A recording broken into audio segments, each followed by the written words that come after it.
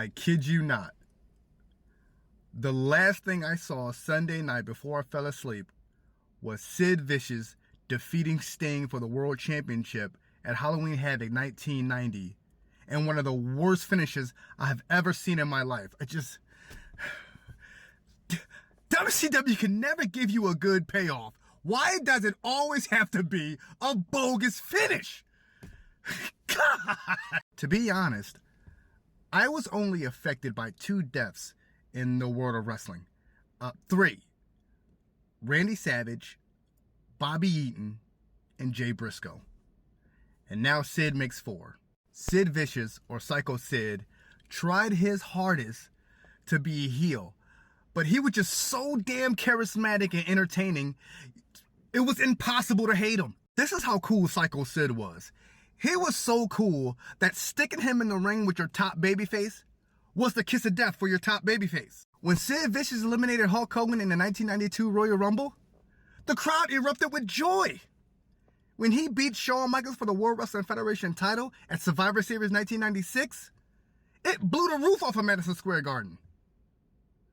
Look at this. How do you get in that position? And Sid was the consummate professional. You don't believe me? Go back and look at that Shockmaster segment.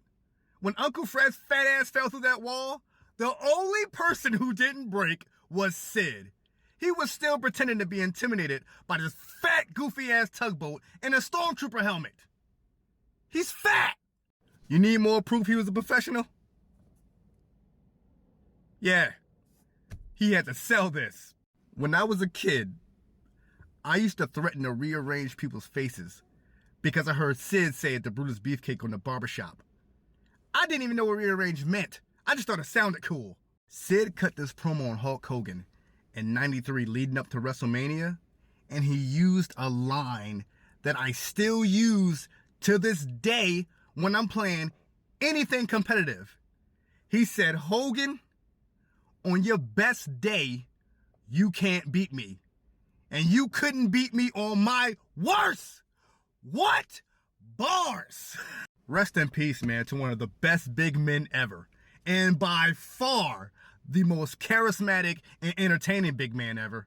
And Kevin Nash, to quote the master and ruler of the world, "You will never be half the man that Sid was. And Sid will always have half the brain that you do." You know what he meant.